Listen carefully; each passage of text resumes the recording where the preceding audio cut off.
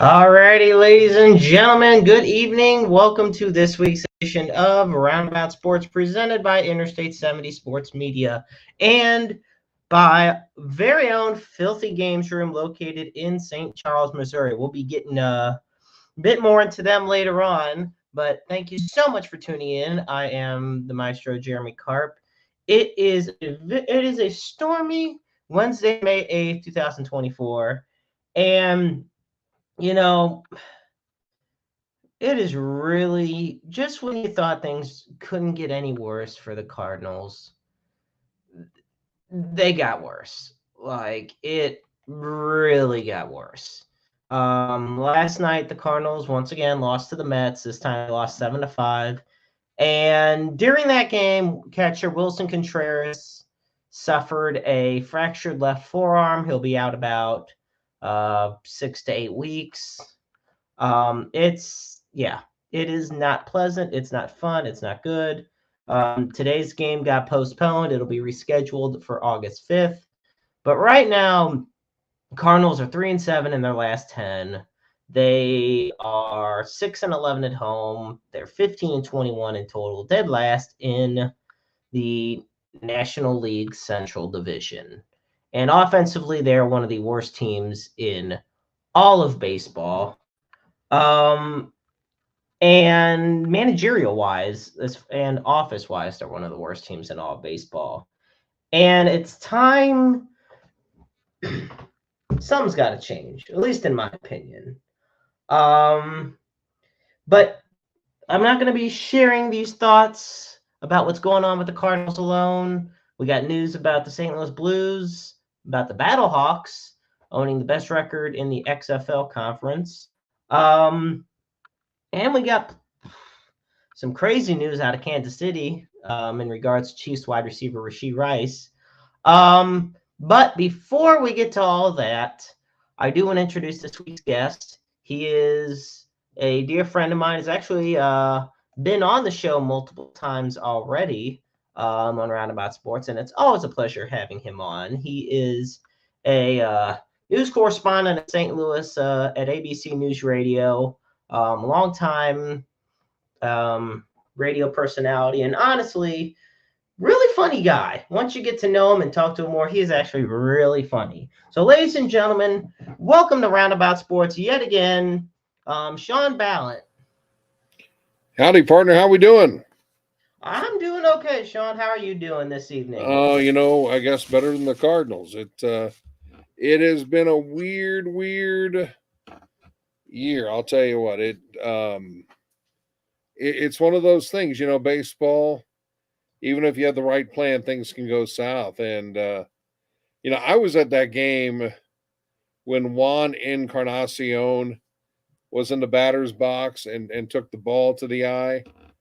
And that was just chilling and creepy. And I guess we had the same thing happen with Contreras. That was tough. I mean, that was a live bat, and he's an energy source. So to see him in that kind of pain and to see him walk away probably out of the season, I mean, what an exclamation point to how things are going. Yeah, it is definitely something that it's not pleasant in the slightest, because Contreras was arguably, especially as far as hitting goes, he was arguably the best hitter. He was hitting .280 this season. He led the Cardinals in on-base percentage, slugging, and in home runs, and was in the top 5 or top 3 in RBIs as well as hits.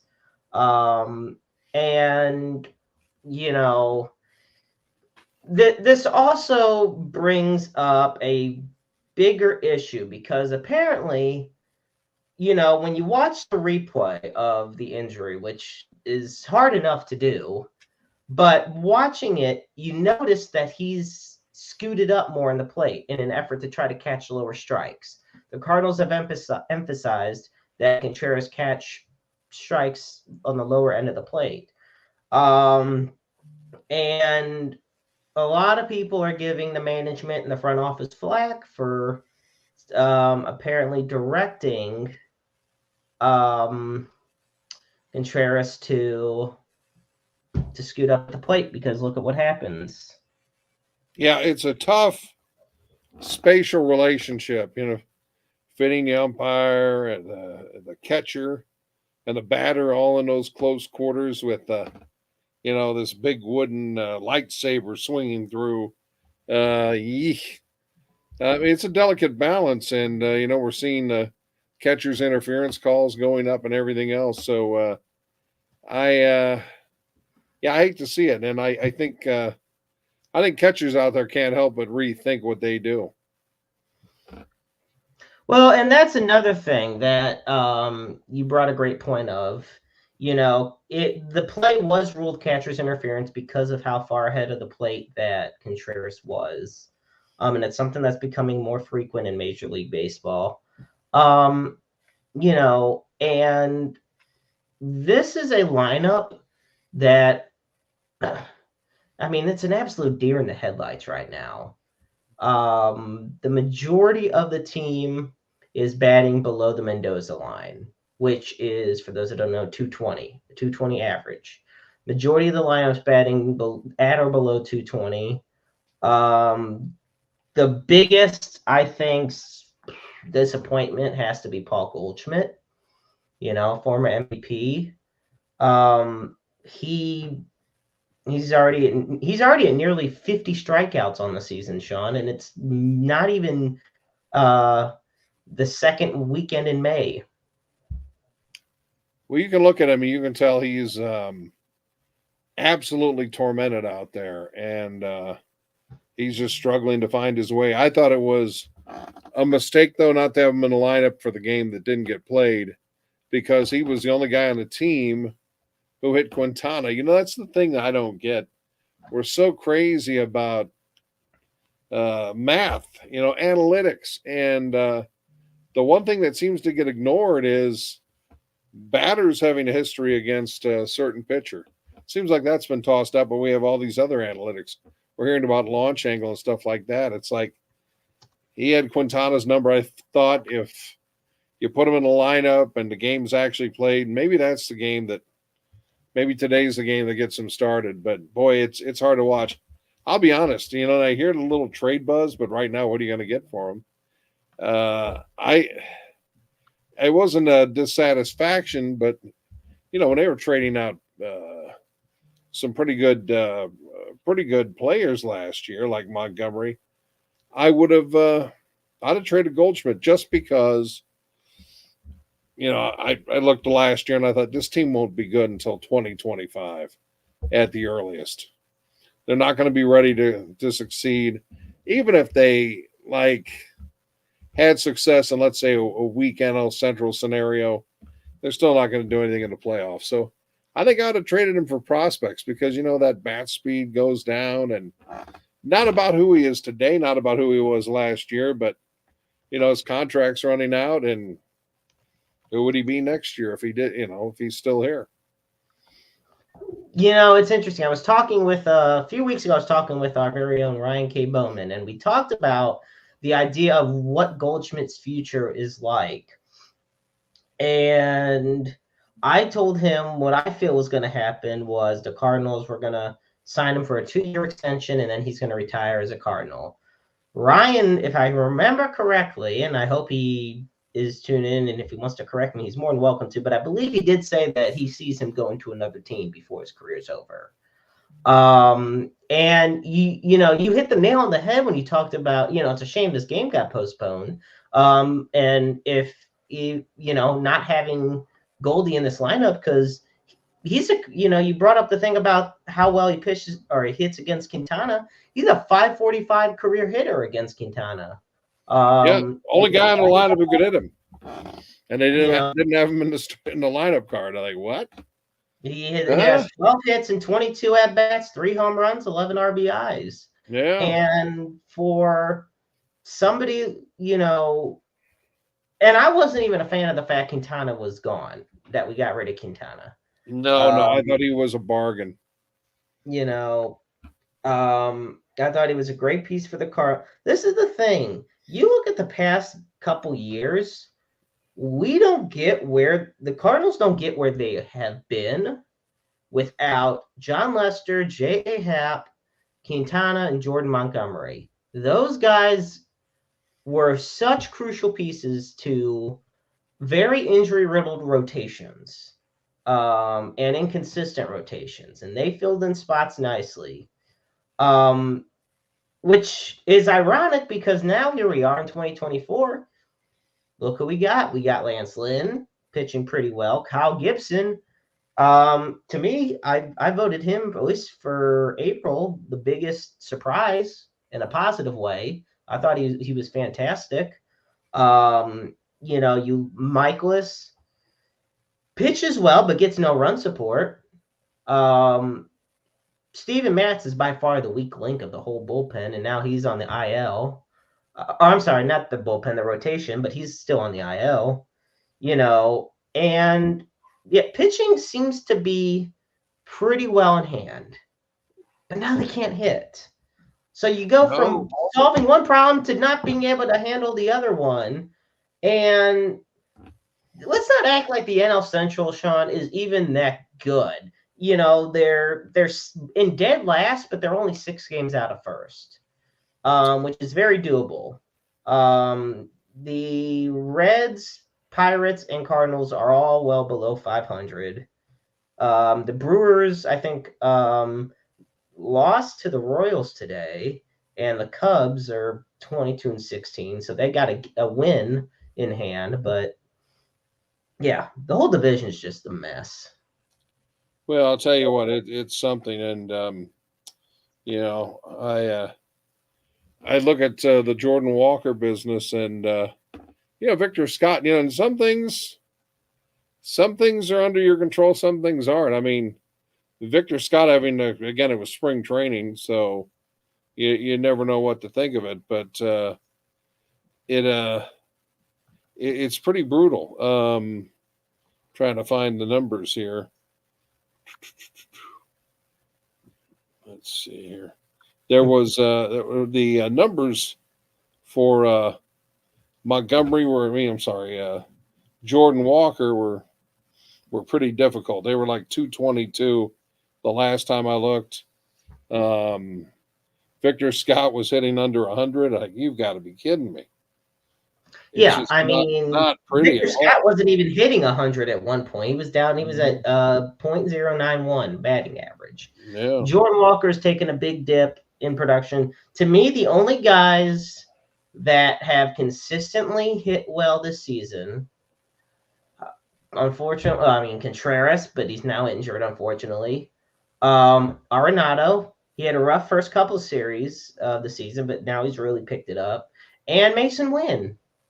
But they've been because of he has a back issue, so they've been giving him more off days lately. So it's just the Cardinals' depth is really being tested, as well as just the resiliency of who they have in place.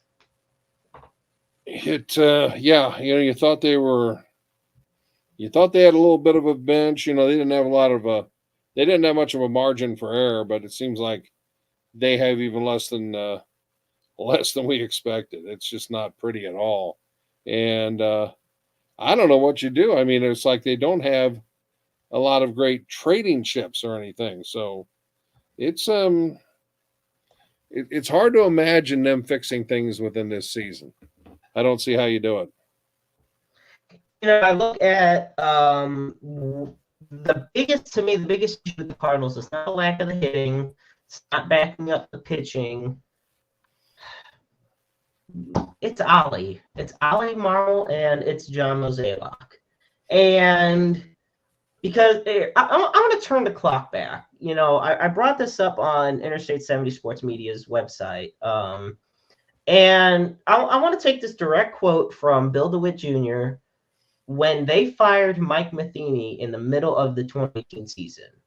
DeWitt said, quote, "In some places, a winning record or even 500 is even acceptable.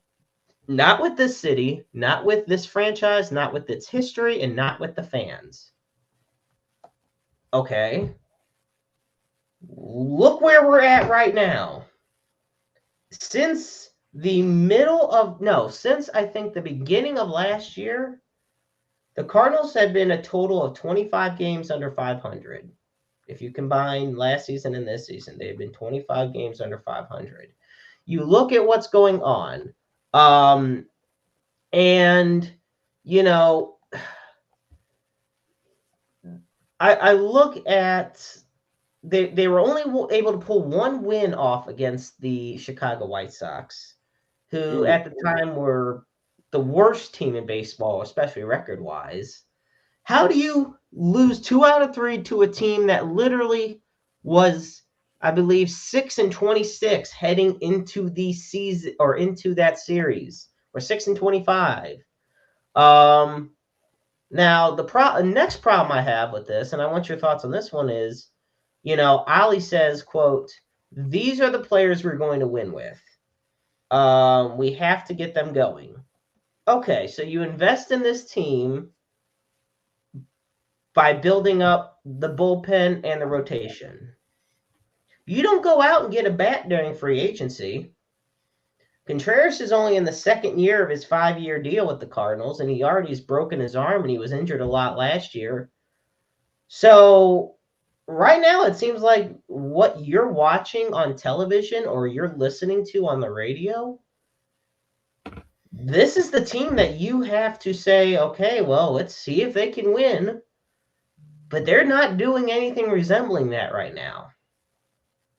Yeah, it's a mess, and they're not talking a lot about it, but I'm sure, like, coming out of COVID, you take a revenue hit, and then this whole mess with the TV contract, I think they're even more reluctant to spend big, especially because the Bally Sports thing has not been fixed. It's just, I don't know. You gotta have now. You've got to have someone who not only produces numbers but somehow puts a spark in the clubhouse. They just don't have, and Arenado, like, is you can just see, like he's wondering, like, what happened, man? Where did this whole thing go? You see the looks, like the little bit of disillusionment, if you will, and that's a painful thing when you have that marathon 162 game season. Yeah, and there's a chance Contreras comes back by the All-Star break. He's aiming to come back in early July. And give me 1 second. Okay. Yeah, Wilson Contreras is aiming to come back, and the All-Star game this year will take place July 16th in 2024. So he's trying to be back before then. The thing of it is, a broken arm is not especially for a catcher, is not the easiest thing to bounce, consistently from. I've heard people saying to shut Contreras down till after the All-Star break, till maybe middle of August. I will say, if there's one, I mean, it's not a silver lining besides because obviously you never want to see your guy get injured. I will say I'm a fan of Ivan Herrera. Right now he's hitting .232, but he also has 3 home runs, 11 RBIs. And, which is ironic because his only 3 career home runs have come this season. He's only 25 years old. He's pretty solid behind the plate as well. I think the biggest issue, and it's quite simple when it comes to the catcher situation. The second Contreras came to St. Louis, the expectations were too high because you had arguably one of the greatest catchers of all time spending the past 18 years at the backstop in Yadier Molina. So when you have Contreras, who is a very good hitting catcher, but he's not known for his defense. That's just how it was. It's almost like Ted Simmons. Ted Simmons, was the hitting catcher. Not saying he was bad at defense, but he just wasn't known for it. That's kind of where Contreras is. So I look at it. I look at the Cardinals, and you got a You got Herrera. You got to keep, this is his chance to shine and really step up. But there is a lot of young guys in this lineup. You have maybe 2 or 3 true leaders on this, established veteran leaders on this team. And Eddie, thank you so much for tuning in. He writes in, he says, quote, I think the Cardinals need to trade for a veteran catcher. Shawn, what are your thoughts on that? I'll be honest. I like Herrera. I'd love to see him grow a little bit.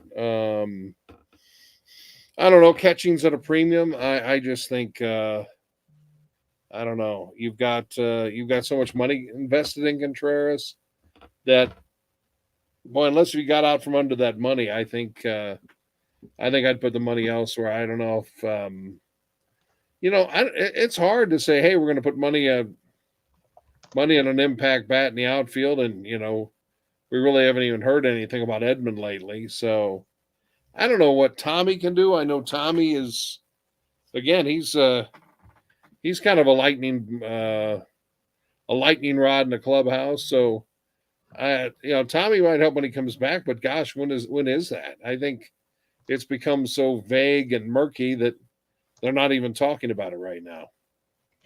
But boy, if I had anything, it would be an impact bat in the outfield, but there are only so many of those. Well, and it's funny because with Tommy Edmond, Tommy's season might be over before it gets started. He just got placed on the 60-day IL. He started the season on the 15-day or the 10-day and the 15-day. So it just keeps getting pushed back, and he's like a hockey upper body injury type. Yeah, and Eddie said it perfectly. Tommy's also going to be, after the All-Star break. And hopefully, I mean, it's almost where you're saying hopefully the Cardinals just hang in there until after the All-Star break. Hopefully by then all these guys are going to come back. They're going to be healthy. And hopefully, hell, I don't know. Because this is the problem, Shawn. I don't even trust this coaching staff. The only guy on this coaching staff I trust is Willie McGee. You know what? I take that back. I'm excluding. I should include these guys because I trust them. I trust Stubby Clapp, Warner, and Willie McGee. Those are the only 3 guys that are in that dugout that are coaches that I currently trust, or have any faith in whatsoever. Because right now, Turner Ward. What has Turner Ward done? What has Turner Ward done to improve the offense? And I get it. People are going to say, but the players need to hit as well. Yes, but there's fundamentals they need to be taught. They still need to be coached. And, this isn't a team of, 28 to 30-year-olds that have, experience, long-term MLB experience. Jordan Walker, Nolan Gorman, Lars Nootbaar, Ivan Herrera, Tommy Edmond. These are all young players. And you're expecting them to already be this elite all-star lineup. Ollie is making bonehead decision after bonehead decision. And perhaps the worst quality I think Ollie has is that he's just not a leader. When I think of Ollie, I don't think leadership. When I thought of Mike Schilt, we thought leadership because he wasn't being a puppet for the front office. He wasn't the yes man. And that's what ended up getting him fired. For a good chunk of Matheny's tenure, we thought of him as a leader. I thought of him as a leader. I know eventually it did get to the point where it's like, okay, Matheny probably should go. Because we're not saying it's not justified that Matheny got fired. I'm not saying Matheny shouldn't have gotten fired. What I'm saying is if you're going to fire Matheny for the same thing that Ollie's doing, or not doing for that matter, but you give him a 2-year extension. Talk about hypocrisy at its finest. I'll tell you, yeah, one thing is clear, we don't know how much rope Holly has to run the team or whatever the case may be, but the one thing we can say, I realize there's this push to have these young, relatable managers and coaches pretty much in every sport now, but I think there's a guy who could have used a little more seasoning. I thought Stubby Clapp probably had more seasoning and was more ready to be manager when they picked Ollie. So it's like, you know, is he the right guy for the job, or did he get, or was it the wrong guy, wrong time? But it's just like when the Cubs, took a guy who just got done playing and made him manager. And I think even though it wasn't fair to kick him to the curb, I think they kind of saw the error of his ways. And man, when you start too early and you're in over your head, it's hard to catch up. And when they saw Craig Counsell, they made that move. And somewhere along the way, you eventually see the wisdom that, it's good to have a guy with experience. Yeah, the experience goes a long way. And,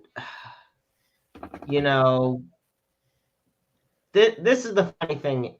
I've noticed there are Cardinal fans who also have clamored for Jeff Albert to be brought back. No, Turner Ward's not good. I'm just going to say this. I want people to understand this. Turner Ward is not a good hitting coach, but that doesn't make Jeff Albert a good hitting coach. He was a part of this whole problem. Like, there is, I get it. The Cardinals don't want to go outside the organization to get their manager or their coaches. It's not in their nature. It's not something they've done often.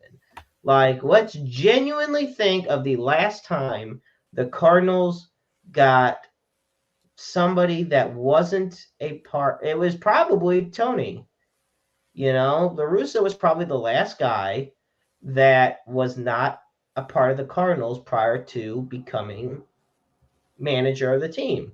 Because it went Tony, then you had Mike Matheny, you had Schilt, and now you have Ollie. Now, Eddie also says here, he says, quote, I would like to try Willie McGee at hitting coach or Jim Edmonds. Something tells me Jim Edmonds is satisfied where he is in broadcasting. Whether the fans are is a different story, but something tells me that he's satisfied there. And, what are your thoughts, Shawn, on the possibility of if Willie McGee became hitting coach or had an expanded role within the organization? It's hard to know, just how the job of hitting coach breaks down. Are you kind of like a coach and kind of like, okay, here's what we need to do? Or are you like, is it all like being an offensive coordinator in football and it's all about the science? And I would tend to think, without really seeing how things work behind closed doors, that it would be a little bit of half and half. But I would think Willie would be a good baseball guy to talk to. And, as far as instilling confidence, dealing with frustration, he just seems to have that kind of mentoring power. A little more baseball smarts, understanding a player, and less turning it into a geeky science. It's just, I think he might have the right touch, especially with young guys. I mean, that's one thing you've heard. He's been great with the young guys. And,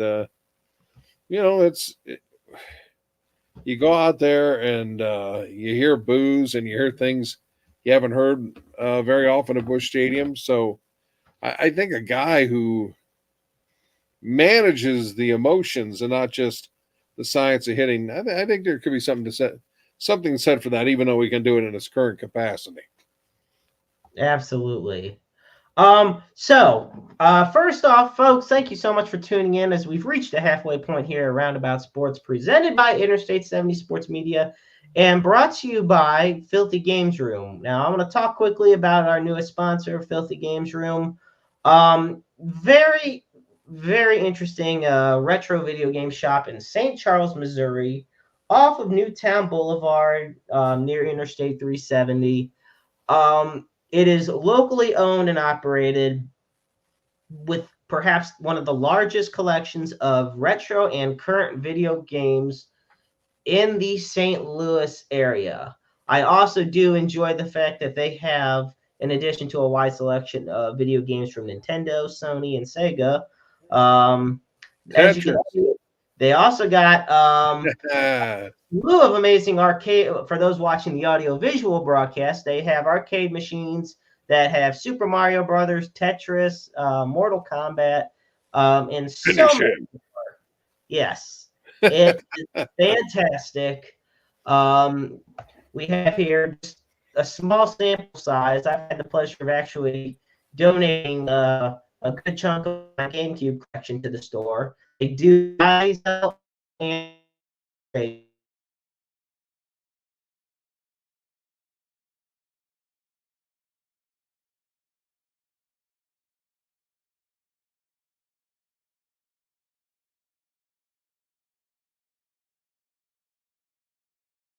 And at that, for those, I'm sorry, I might have had some technical issues. With this weather and everything going on in the St. Louis area, like I said, I do want to say they do have a great patron program at Filthy Games Room where you can get up to 10% off all purchases of games, consoles, accessories, and more. I actually just happened to buy an original Famicom, which is the Japanese NES, basically, from them recently, and got a fantastic deal. So go there, check out Filthy Games Room, open Wednesday through Saturday, from 12 to 8. Ben, Scott, Isaac, and Ari are the lovely folks there, and they are fantastic. There's always a movie on as well. And once again, I do have to make one more point for Filthy Games Room. You can test out games. They have game consoles set up in addition to arcades. It's a great place. So highly recommended, and we're grateful for Filthy Games Room sponsoring us here at Roundabout Sports. With that said, I once again want to thank Shawn Balint for being on with me. We have a question that got sent in from the Night Owl, who is host of one of the amazing hosts here over at the Wrestle Talk podcast every Tuesday night. So this is a football related question, and this will help segue into some football talk that I have. Night Owl says, Shawn, how do you think former Lions and Eagles running back DeAndre Swift will do with this new look Chicago Bears offense?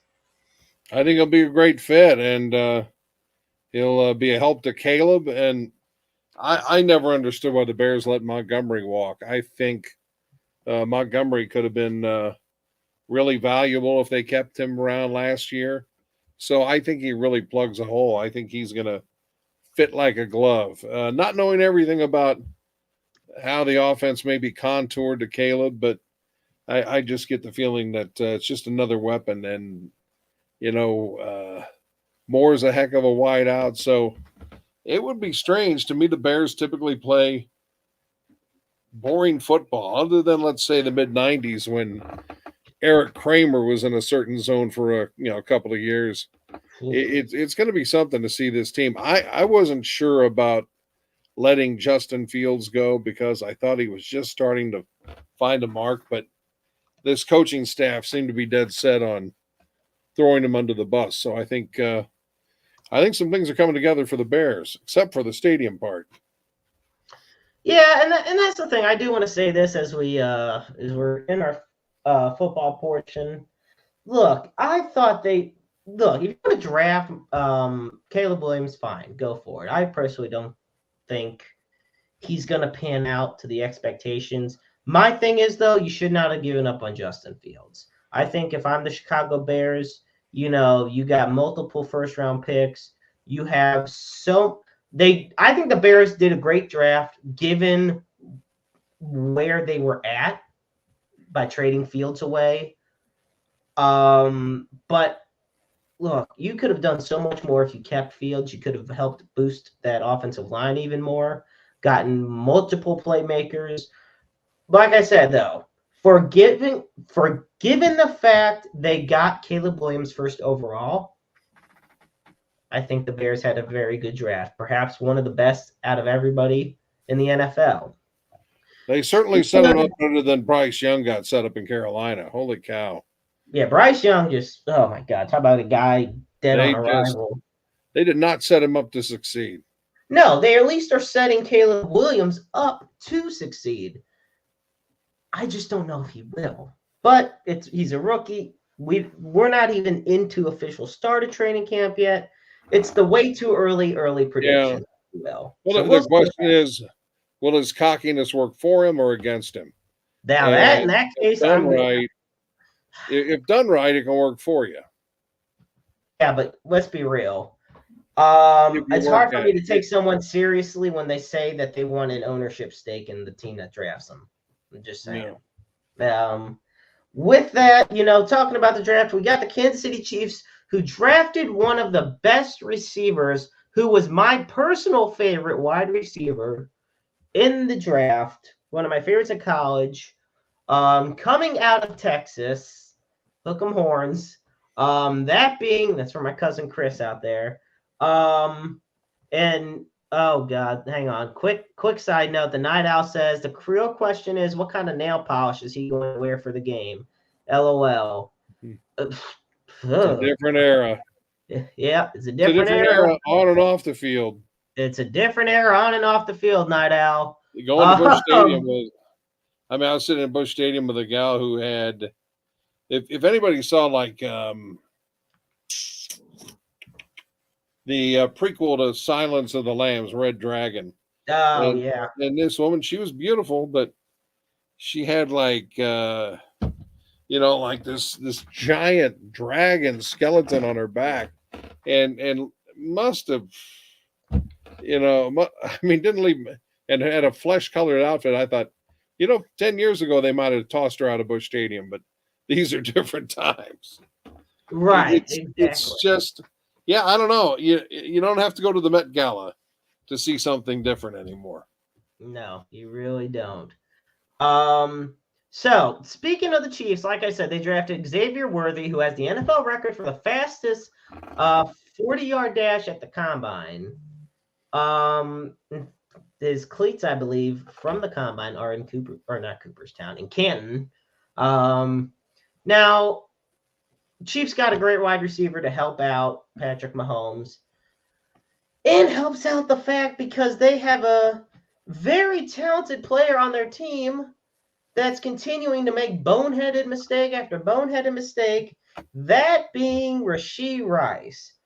All right, so, God, I guess I should begin at the beginning when it comes to this guy.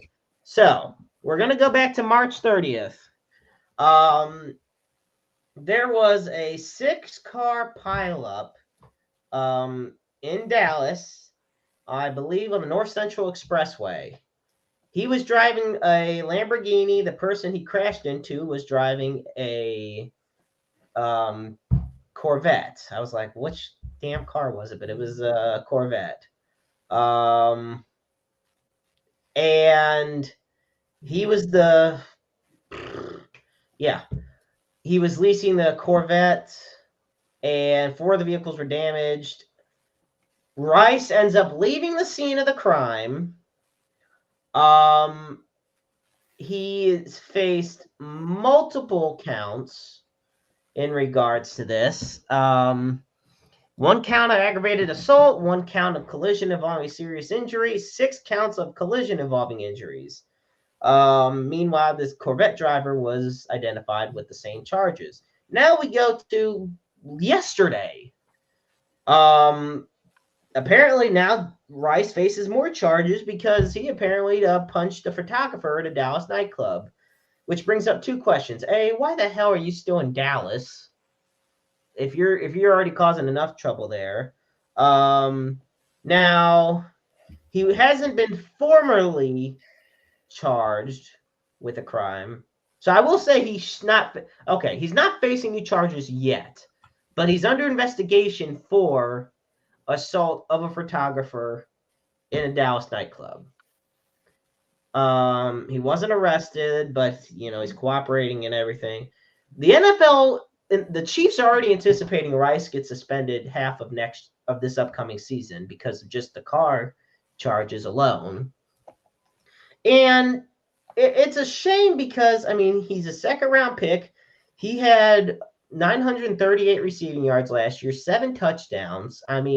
He was a clutch piece for this Chiefs offense that. Look, Travis Kelce's a bona fide Hall of Famer, but let's not act like they have this all-star wide receiver group right now. They got a bunch of guys that are just there. And like Kadarius Toney, they had MVS, you had Rashee Rice, Sky Moore. Well, now you got Xavier Worthy, who's going to be a breakout star, in my opinion. Shawn, what do you make of this whole mess with Rice? It's unfortunate that guys get caught up in the lifestyle. And again, I don't know if he has some friends down in the Big D who predate the NFL, but that seems to be the problem. The guys from the past, you hang with them, and you go through money too fast and everything else. I just think of these guys like. Like I salute Des Bryant, whatever his reasons, when they had like the rookies have to buy lunch and spend $50,000. He said, "I'm not doing that. You know what? I'm not throwing my money away on hazing or whatever. I'm not doing it." And the stuff guys can get caught up in, and you're ready to throw that away, and then on a lease.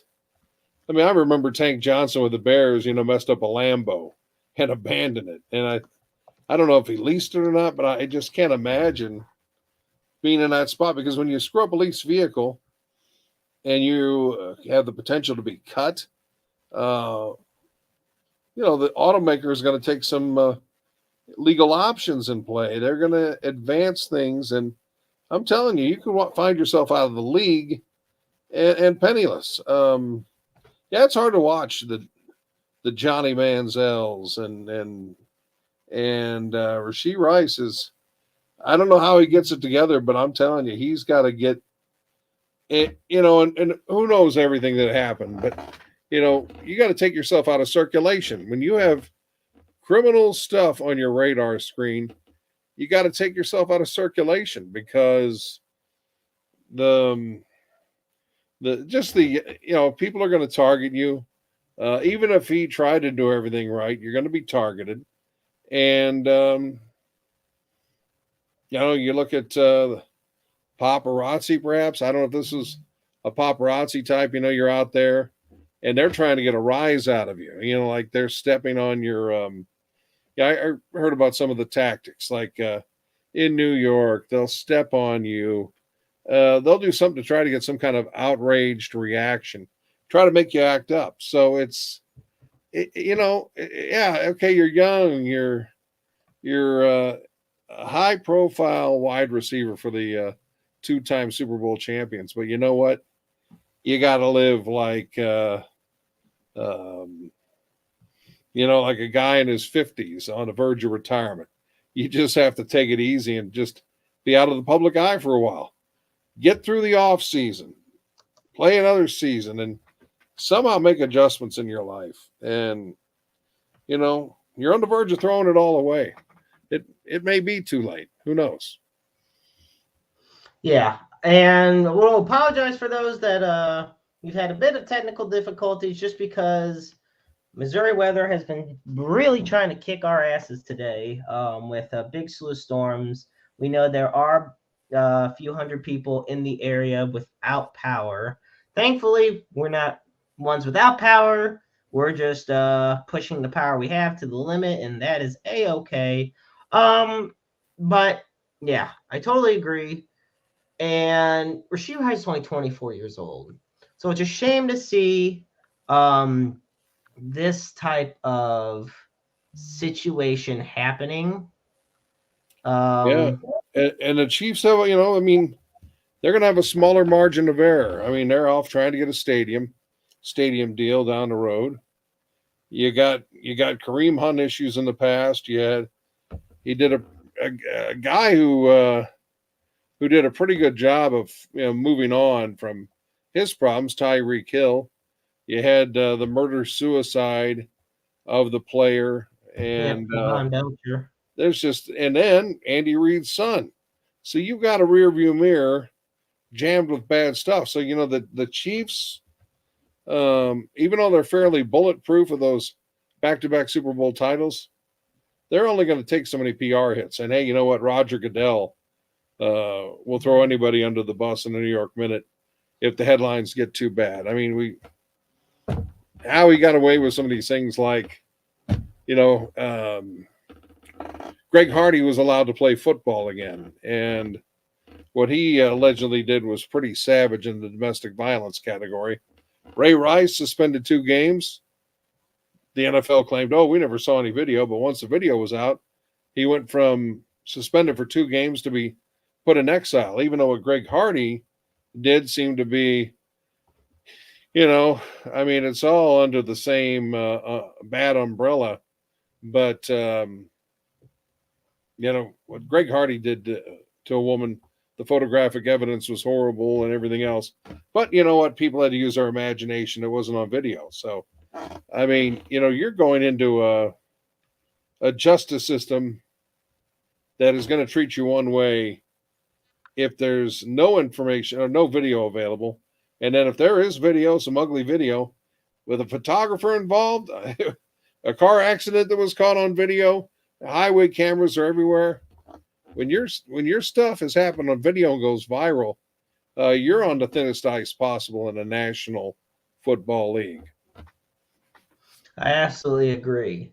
We're going to shift gears to a little different football, one that less negative spotlight, if you will. That being the St. Louis Battlehawks. Okay, well, let's put it bluntly. There you go, rocking the Battlehawks. I see. Yeah. We love to see it. Call is the law. The Battlehawks have been absolutely dominant for the majority of the season. I mean, right now, they have only lost their first game. They're 5-1. They got 4 games left this season. 2 at home, 2 on the road. This week, they will be taking on the Birmingham Stallions, who, if I recall correctly, the Birmingham Stallions are the best team in the UFL. They're the only team that has solidified a spot in a conference game in the championship for the UFL, or the USFL. You got 2 conferences. You got the USFL conference, the XFL conference. Birmingham's already confirmed they'll play in the USFL championship. Winner of that and the winner of the XFL championship go on to face in the UFL, which is in St. Louis. So, what has impressed you most, Shawn, about the Battlehawks so far? Well, I'll say this. I would tell the folks there, get 2 more weeks of training camp, because the offense is still a little hard to watch at times. The patterns aren't crisp. It's just not well oiled. And people, when you watch the NFL, it's all been designed for the offense to succeed and the defense to fail. So you got to bring a more well-tuned offense. But when I look at them, they've developed a pretty good running game. AJ's even when there's adversity, he gets no time to throw. He still comes up and makes big plays. And you gotta love Hakeem Butler. I don't understand NFL teams that don't take advantage of that kind of target. We saw the Buffalo Bills. How many times did the Buffalo Bills go somewhere because Jim Kelly threw to Metzelars? You look at the Cowboys in their big 90s era, and they're throwing it to Novacek. And Tom Brady, tough game. Gronk comes to the rescue. Certainly, you see it with the Chiefs. So I think there's value. Look at Albert O out of Mizzou. I mean, that guy. Okay, so he's not a great blocker, and they just keep railroading this guy and not giving him the football. The Broncos did a hit job on him. Sean Payton did a hit job on him, and he's not seeing any time with the Eagles. So, and Hakeem Butler had his little cup of coffee with the Steelers and got injured. But to me, I just, watching teams struggle in the red zone, I just don't see how you couldn't want a Hakeem Butler with you on Sundays. And to me, he's the magic. He is the difference maker. And I'll tell you what, there's some great plays on defense. The Battlehawks, I think the blocking still has a little ways to go, but the defense has been sharp, and I thought last year the off-field the in-house entertainment got a little bit stale. I think they've upgraded that. I don't know if it's quite to where 2020 was. Were you at any of those inaugural season games? Oh yeah, my friends and I have been season ticket holders since 2020, since the COVID one. So. I can't remember the GM's name, Garrett Hunsler or whatever it was. The guy was brilliant. Grassroots, the atmosphere in that building. I never saw so many people of different ages, races, and religions, whatever you want to say, just have that kind of harmony. I mean, the atmosphere, the feelings in that building, and the way people reacted to each other, it was, it's like they say the Vegas casinos were pumped with oxygen. Well, it felt like that place was pumped with some kind of happy oxygen because the atmosphere is unbelievable. I thought it really tailed off last year. They leaned on Kaká just a little too much, and I think they upped their game with that. And man, looking at that upper deck's impressive. So, yeah, I think the Battlehawks are doing well. Hopefully, the rest of the league can get it together a little bit. I think right now, attendance-wise, look, St. Louis has been blown way out of the water. We've averaged over 30,000 fans a game. Honestly, we've probably averaged over 32,000 fans a game. Last week was over 32,000 fans. I think our lowest was about 31,000. I mean, St. Louis has been killing it in the attendance. This is why they were awarded the championship game. As far as the Dome at America Center, getting to be the site of it. I know they're going to put in new turf and everything after the season is concluded, which is a big boost for people that know that it's not exactly in the best condition there on that field. I do think, the stadium could use some upgrades, but I also think, the league, I agree, the league as a whole really needs to step it up a bit. Because guess what? If you can fill 40,000 people at the Dome, but you can only fill 6,000 or 7,000 at Ford Field, for Michigan, it's there's no excuse to me, in my opinion. I honestly, I would understand if you still had two separate leagues, but they merged the leagues together for a reason, and it's not at the same time as the NFL. There is a lot of good former NFL players and a lot of notable names that are in the UFL right now. St. Louis, it's interesting. The Battlehawks are the only team in the UFL to bring back their entire receiving core throughout the history of its franchise. Hakeem Butler, Darius Shepard, Marcel Aitman have been with the team since 2020. Now, of course, there's times they were looking with other teams and stuff in the NFL, but they end up back in St. Louis by the start of the season. So, that's how I look at it. I look at St. Louis as a very impressive team defensively. I think the problem is trying to get all three facets of the team to work to gel smoothly on the same game. One game you'll have the defense thrive and the offense sputter, but they'll still win. You'll have the offense thrive and the defense sputter, but they'll still win. You'll have special teams play great and special teams not play great. Battlehawks are a very unique team, but right now I still feel they're at least the XFL favorite and definitely one of the top UFL favorites. Well, there's no doubt that they have got some tools, and boy, it'd be an incredible disappointment if they aren't there, because I think the visuals, all these people who ran down St. Louis, and Steve Young was the worst offender of them all.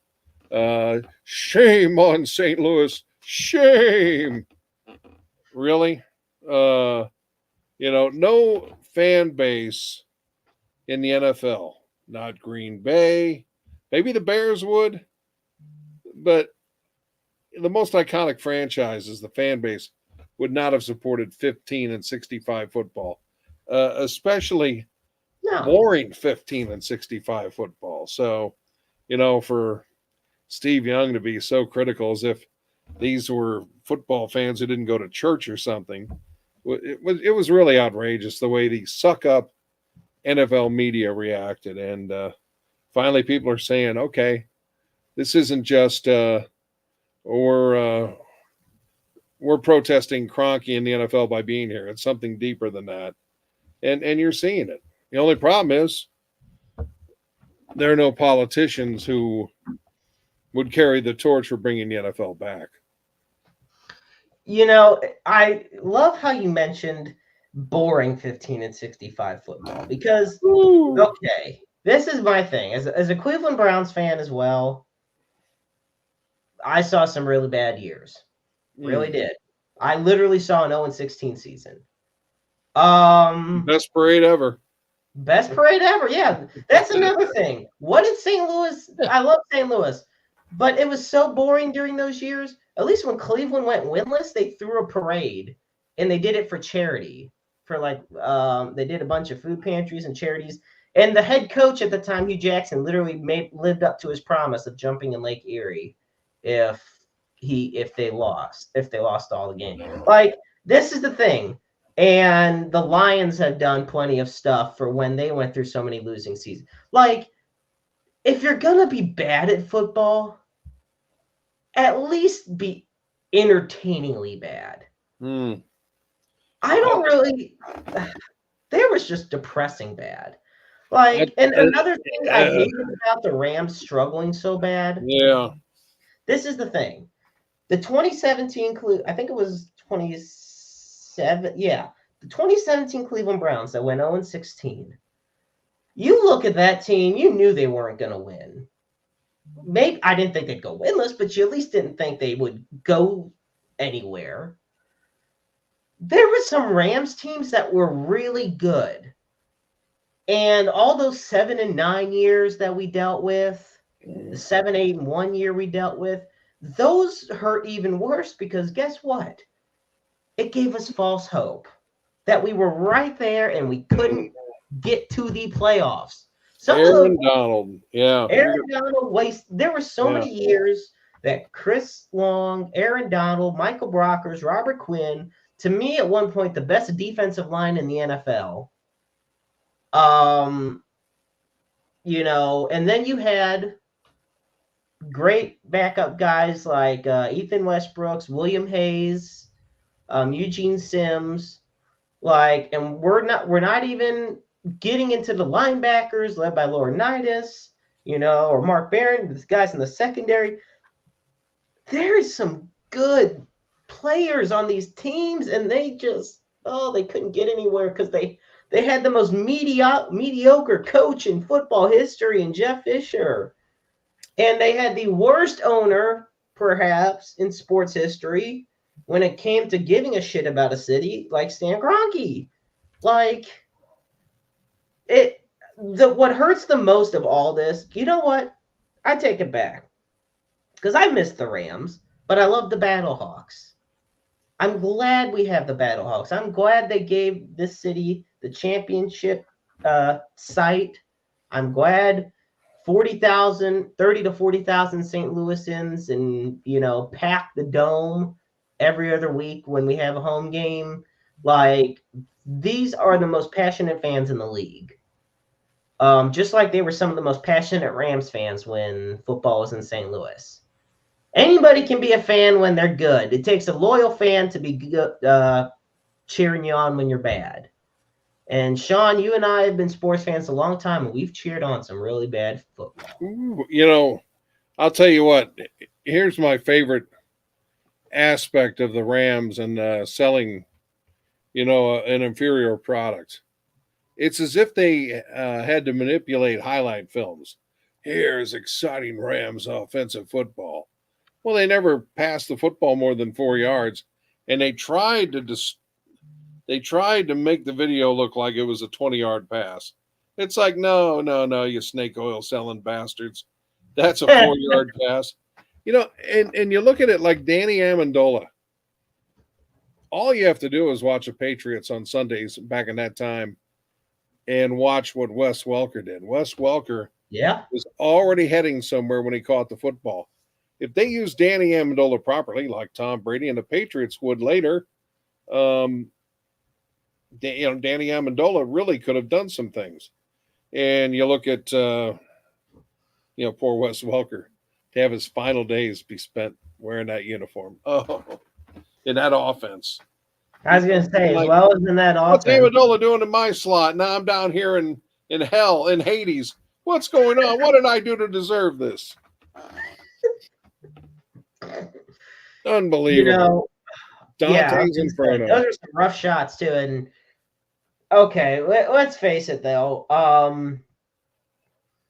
St. Louis and now all the media pundits out there are talking about St. Louis deserving an NFL franchise, as if these weren't the same outlets like NBC Sports that weren't praising the fact they left in the first place. Yeah.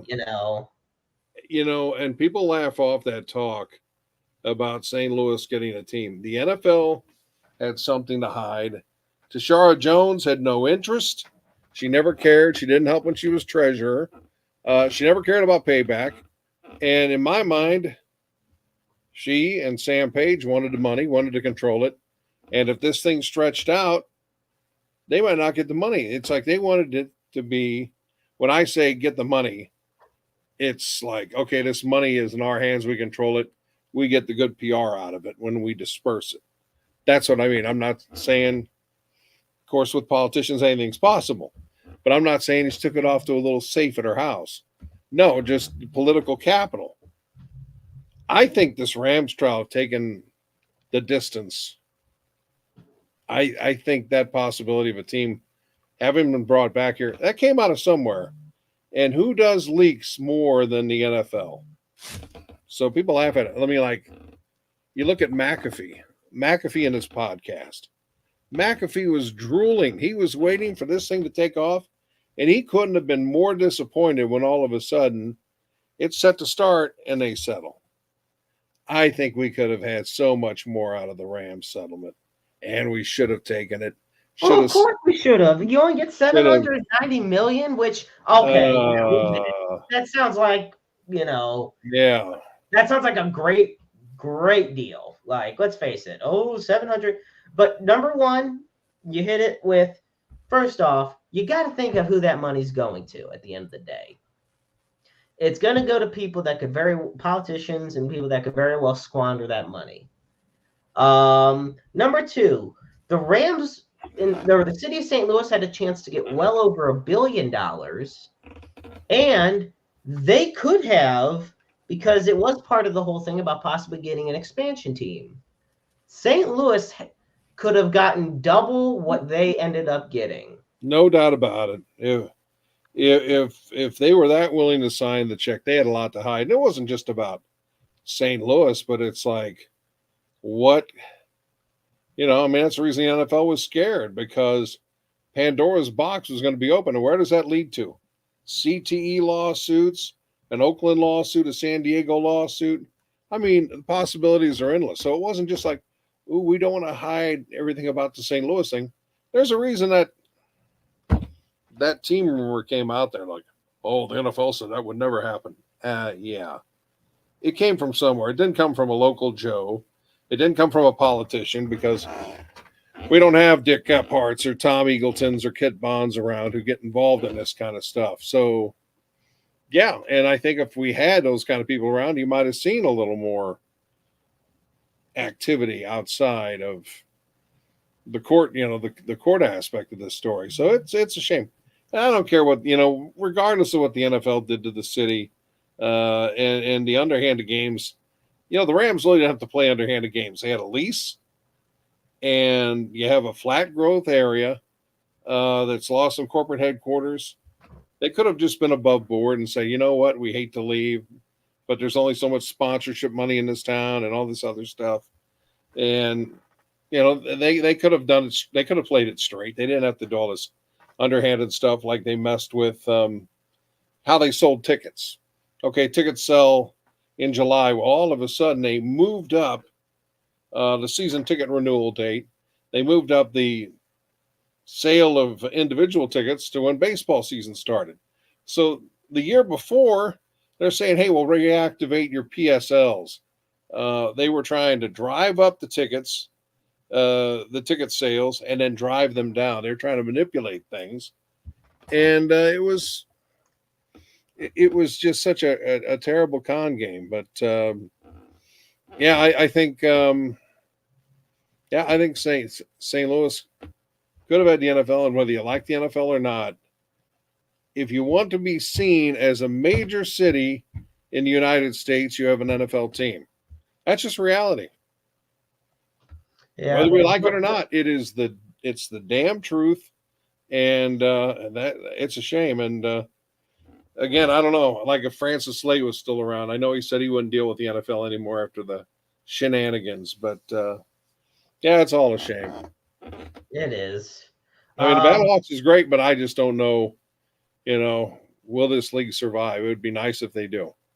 I was about to say my last question, Shawn, before we start wrapping things up, and when it comes to sports here is, would it be possible for there to be a NFL team and a UFL team in the same city, as far as St. Louis is concerned?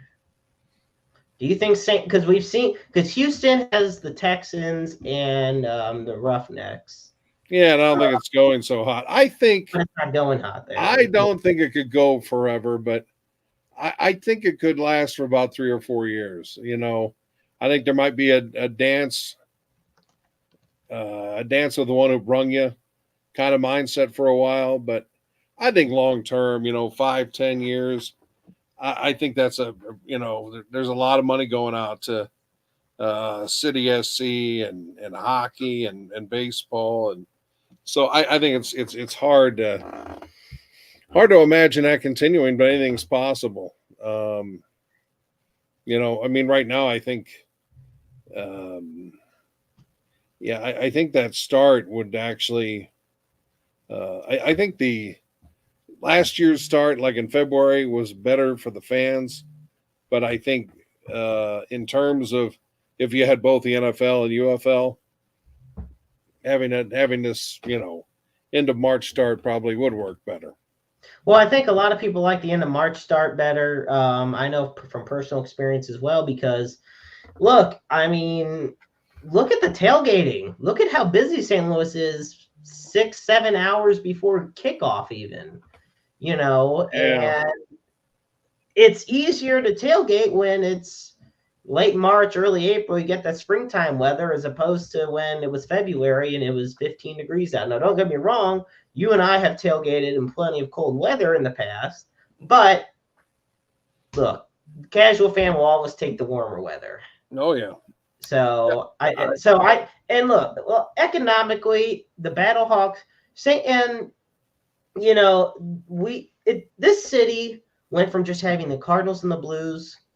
Now you got the Cardinals, which, we've already talked plenty about how they're struggling, but they're still an economically viable franchise.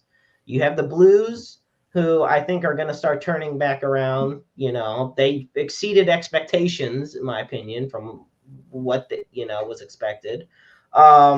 City SC right now, they just need to start winning. They've been drawing a lot. They've been getting a lot of ties. But they're still and they had a phenomenal expansion season. We already know the season tickets and the ticket prices are through the roof because of just how successful it is and popular. And then you got the Battlehawks. So that's four pro sports teams in St. Louis. Who would have thought in 2024? Let's be honest. Yeah, it works out pretty well. And I was going to say too, that start of the season, I was thinking more of TV watchers and publicity for the entire league. But yeah, I think the season, as far as going to the games, I think especially with people being a little down on the Cardinals right now, it worked out this year. It hasn't been much of a deterrent to getting people to go. But yeah, I think it's something.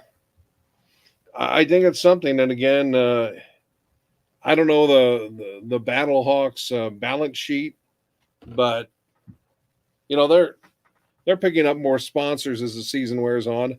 I don't know the balance. How much is network money, and again, it's a league that owns the teams instead of an individual owner, so it's a different dynamic, and you're making up for what others don't have, but they're racking up sponsors, and yeah, I mean, it is nice that people who couldn't afford to go to a game are getting in the stadium for $18, and they're not necessarily staying in the upper deck. But I'll tell you what, folks seem to love the upper deck. The upper deck was packed. Yeah, the 400 sections on the Battlehawks sideline are always filled. And let's face it, we're just waiting. We had the chance in 2020. They were going to open the full stadium. COVID shut it down because it was going to be against LA. So of course you wanted to get payback against an LA team. But what ends up happening, like I said, COVID, season ended. The rest is history. But here we are. I love, when it comes to the sports scene, I love what's happening with this Battlehawks team. And I love how St. Louis is so invested into it. You thought like, oh, how would they react after the merger or with the reactivation and everything? What would it be like? It's like nothing ever changed. This crowd is ecstatic. And they love the fact that now they're not going to get, because of the way they updated the playoff rules, we wouldn't have to worry about going 7-3 and getting screwed out of the playoffs. Yeah, that was a PR fiasco, screwing up the formula. And I thought, well, we made the playoffs. No, we didn't. Nope, 7-3, and yet the 4-6 Arlington Renegades won the championship that year. Yeah, and a lot of people were hot because if you're going to be 7-3, I didn't mind watching Greg Williams lose. I'll say that. Well, I enjoyed that too, but like the way I see it, if you're going to be 7-3, and it takes like the 6th tiebreaker. Now, first off, 6 tiebreakers really to determine this? Like, damn. And it might as well have just been, this point differential was different than this point differential on a home game on the second week of May. And it's like, where are we at? Simple, boys. Yeah. Just keep it simple. That's all we need. If you make it, you make it. Like 2 teams, it's kind of like the old playoff schedule in baseball before the expansion. You had, before the playoff expansion, you just had the in a way you had the pennant winners, the top 2 teams in each league, and they met in the World Series. Well, here you have the top 2 teams in each conference. They play one playoff game. The winner of those 2 games facing for the whole league championship. Very simple formula. Yeah, I can definitely see that. It was way too convoluted last time. It shouldn't involve the Manhattan. It shouldn't be like the movie Oppenheimer to figure out who's in the playoffs. Right. Well, Shawn, I want to wrap things up. I want to first thank you so much for joining me this. You know it, brother. for this evening. It's been fantastic. I always love having you on. I look forward to when I get to have you on again. Before we go, though, for those that don't know, give us a plug on socials to where people can follow you and all your wit and Well, wisdom.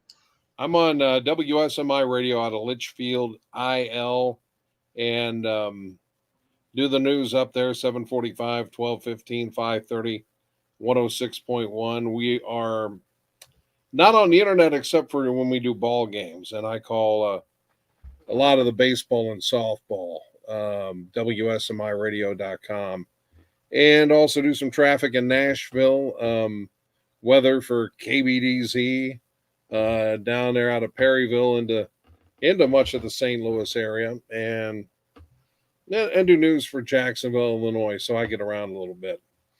But the WSMI gig, my favorite thing is our little 20 minutes of inane commentary at 1:40 p.m. every weekday. Audio sports on Saturdays at 9 too. That's also available on the website. Okay, perfect. Well, thank you so much, Shawn. We'll be sure to plug all your findings and radio appearances. And as always, man, we love you, and it's just always wonderful to have you aboard. All right, my friend. All right, Shawn Balint, ladies and gentlemen, on Roundabout Sports, presented by Interstate 70 Sports Media and Filthy Games Room. Have a good night, Shawn. All right, my friend. All right, folks. We are going to wrap things up. Before we go, of course, I have to thank the amazing sponsor of Filthy Games Room. Of course, they are located off Newtown Boulevard in St. Charles, Missouri, off Interstate 370. They have one of the largest selections of video games, both retro and current, in the St. Louis area. Thousands of video games ranging from Nintendo to Sega to Atari to PlayStation. They also, I forgot to mention this on our first commercial plug, they also do video game repairs as well as console repairs. And be a part of their patron program where you can get up to 10% off all purchases. Like I said, locally owned and operated. Ben Bizzle, you have Scott, Ari, and Isaac, a bunch of fantastic people. I love that I have come to feel them as family. So I want to thank them so much for all the work they've done and support they've given me. And of course, folks, once again, you can find Interstate 70 Sports Media on Breaker, on Spotify, on Apple Podcasts, on Google Podcasts. We're working to get on iHeartRadio. Go to our YouTube channel for Interstate 70 Sports Media to find all of the content from both Issues with Wrestling with Christopher Miles and Jared Shannon and Roundabout Sports, of course. You can also go to our website, that being interstate70sports.media. We're also on Facebook at Interstate 70 Sports Media, as well as Roundabout Sports, and at Issues with Wrestling. That said, we always close the show with the NAMI helpline. NAMI is the National Alliance on Mental Illness. For the helpline, you dial 1-800-950-NAMI, 1-800-950-NAMI. NAMI is the National Alliance on Mental Illness, the nation's largest grassroots mental health organization dedicated to building better lives for those with mental health issues. And of course, we always put the suicide and crisis lifeline at the bottom of our screen to end the show. For that, you dial 988. The line is open 24/7, 365, 366 on leap years. Understand you're never alone out there. There is always somebody out there who loves you, who cares about you, who wants nothing but the best for you. We all go through our struggles and trials and tribulations, but that doesn't mean it has to be a situation that's traveled alone. There's always somebody out there for you. I want to thank Shawn Balint once again for being on. I want to also give a shout out to our very own Babs, who is tuning in. Haven't heard from her in a hot minute, so it's great that Babs is tuning in. We miss you. It's great seeing you. We also wish our best to Hollywood James Knox. We love him to death. And we always continually wish him recovery. Keep those knees holding up, umpire. We'll catch you next week, folks. Be sure in 2 weeks to tune in as well when we have Bob Underwood, who is the head of the St. Louis football Cardinals fan group, and he'll have a lot of history to tell us and stories along the way. So for Roundabout Sports, I'm the Maestro Jeremy Karp, and remember, life is a book full of empty pages just waiting to be written in. Make your lives worth reading.